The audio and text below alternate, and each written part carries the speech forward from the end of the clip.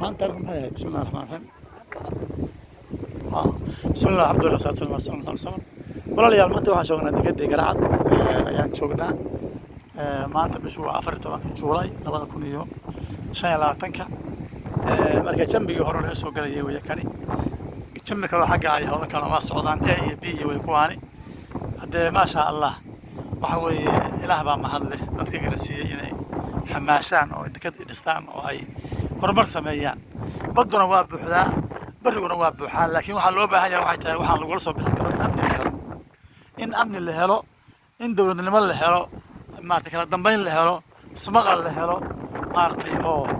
baa adduunku maartay aynu ku noolaan karaynaa waxna ku noqon karaynaa isku duubnimo wax lagu noqon karaa dadku isu yimaadaan oo nabadda ka wada shaqeeyaan waxa wax lagu noqon karaa hal dawlad xoog leh maanta waa dawladaha adduunku xoog bay isugu faanayaan inaan xoog lahayni ma qabsan karayo xooguna hal qof iyo laba qof ku dhamaan ma wax jamac ma wax lagu waxa weey wax tasmiim billahi jamiican wala tafarraqu xariga alla wada qabsada ka tagina garanaysa markii waxa weeyaan taas loo baahan yahay walaalayaal ilaah baan ku mahadinaynaa dadkii halkaan dekada dhisay waxaan leenahay Allah idin barakeeyo maalkiina naftiina awlaadiina adduunka akhradeena ilaahay idin kama dhigo kuwa ku khasaaray dekadaan aan noo samayseen oo maartay Garacad aan noo samayseen ilaahay idin barakeeyo adduunka iyo akhradaba ha idinku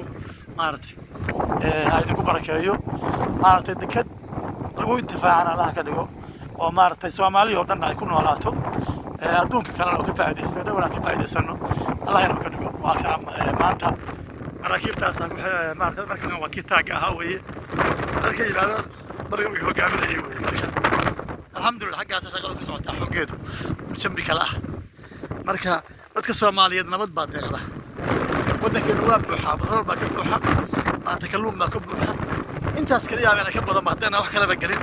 laakiin amni la helo baa muhiim ah amni lagu helo kala si kale in la isbaqalo kala dambeyn la helo madaxweyne la helo وقبيلتنا كبحر إلى مارتي عشان كبحر يا غسابير وحرق علينا ولا قبصنا أنت تكون قاري كريم أدوك أنا كوح فلا قبصنا كنا نروح قبصنا مركب ولا ريال أنا عبد المجيد بالبسلة آدي وهاي نكبه هنا وأختي لما ذاك القرآن غلبة ودقنا هنا قبيل والبله إنجليزي ودقنا كان هالغلبة ودقنا هنا قبيل والبله مارتي إثيوبيا هالغلبة ودقنا هنا قبيل والبله هنا ودك إن قبيلات كوكا كوكا الجورو اسكت له وضغنمو ودك الشيطان أنا عينه حبك الساحة كيس صار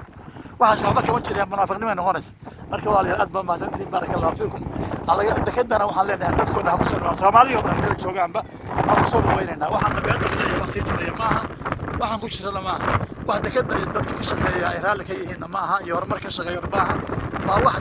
dadka ka dambeeya calaadadan yabkaan dad kale horumar ay noo rabin baa ka dambeeya oo kala qaybinaya oo isu keenaya marka waa inaan isgaranaa way فسبحانك اللهم وبحمدك استغفرك واتوب اليك والسلام عليكم ورحمه الله وبركاته